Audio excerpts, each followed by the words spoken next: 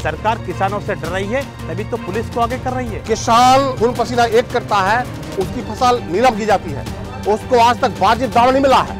ये विडंबना है देश की, कौन सा प्रजातंत्र है?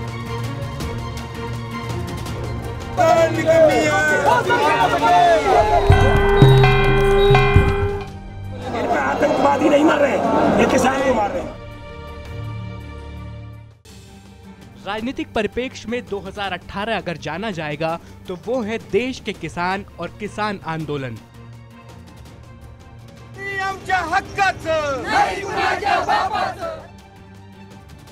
इस सरकार को तो उखाड़ फेंकने का बिल्कुल प्रबंध कर लिया हम लोगों ने। लाल बहादुर शास्त्री ने जय जवान जय किसान का नारा दिया था, उस अभी इन्होंने पर्दाफाश कर दिया। साल 2018 शुरू होते ही फरवरी में दिल्ली और हरियाणा में किसानों ने प्रदर्शन और घेराव किया। किसानों ने अपनी मांगों को लेकर महाराष्ट्र के नासिक से मुंबई तक पैदल मार्च भी किया। सरकार कह रहे थे हमको तुम अच्छा दिन आने वाले थे, वो अच्छा दिन था, अब सड़क में उतरना पड़ना। इसके बाद 3 बार अलग अलग राज्यों के किसान दिल्ली कूच कर चुके हैं। मोदी सरकार ने जो वादा किया थी किसी ने पूरा नहीं किया। किसानों से टकराएगा, During the election, they are saying we are the backbone of India.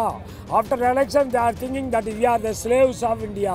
लेकिन किसानों की इस नाराजगी को विपक्ष का आंदोलन समझना बीजेपी के लिए भारी पड़ता दिख रहा है।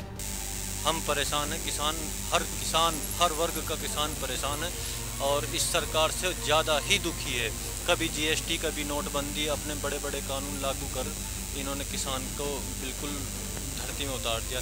अगर आज के राजनीतिक परिवेश की बात करें तो हाल ही में 5 राज्यों राजस्थान, मध्य प्रदेश, छत्तीसगढ़, तेलंगाना और मिजोरम में चुनाव हुए हैं और केंद्र में सत्तासीन बीजेपी को इन चुनावों में मुंह की खानी पड़ी है।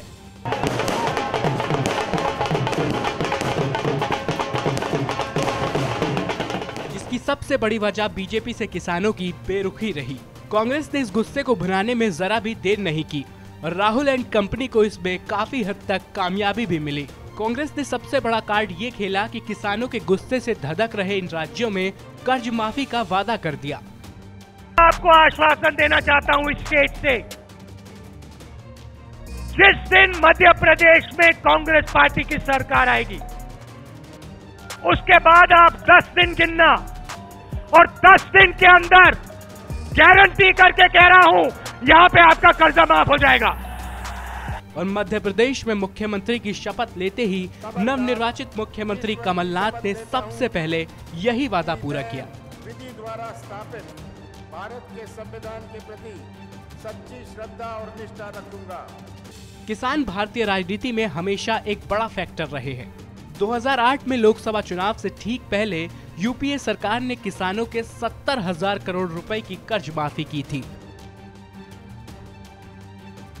करीब 3.5 करोड़ किसानों को इसका फायदा पहुंचा था। नतीजतन कांग्रेस 2009 लोकसभा चुनाव में सत्ता पर एक बार फिर काबिज हुई। 2014 लोकसभा चुनाव में बीजेपी ने भी किसानों से वादा किया था कि अगर उनकी सरकार बनी तो स्वामीनाथन आयोग की सिफारिशों को लागू किया जाएगा। कि हम सरकार में आएंगे तो किसान को जो लागत लगती है खेती करने में, उसका जो इनपुट कॉस्ट है, बीज होगा, पानी होगा, बिजली होगी, खाद होगा, दवाइयां होगी, मजदूरी होगी, जितना भी प्रकार का उसका खर्चा होता है उस खर्चे का हिसाब लगाया जाएगा। उसके ऊपर 50% मुनाफा जोड़ दिया जाएगा और जो बनेगा वो सपोर्ट प्राइस होगी। अब लेकिन ऐसा नहीं हुआ। मोदी सरकार 2022 तक किसानों की आय दोगुना करने की बात तो करती आई है, मगर किसानों पर इसका असर कम ही होता दिख रहा है। 2019 का लोकसभा चुनाव बीजेपी के लिए बेहद अहम होगा और किसी भी कीमत पर मोदी एंड कंपनी एक बार फिर कमल खिलाना चाहेगी। ऐसे में किसानों की कर्ज माफी को लेकर चुनाव से पहले अगर कोई बड़ा ऐलान होता है तो कोई आश्चर्य नहीं होगा। हम इस बात को इस तरह भी कह सकते हैं कि 2018 की तरह 2019 का साल भी किसानों के नाम हो सकता है।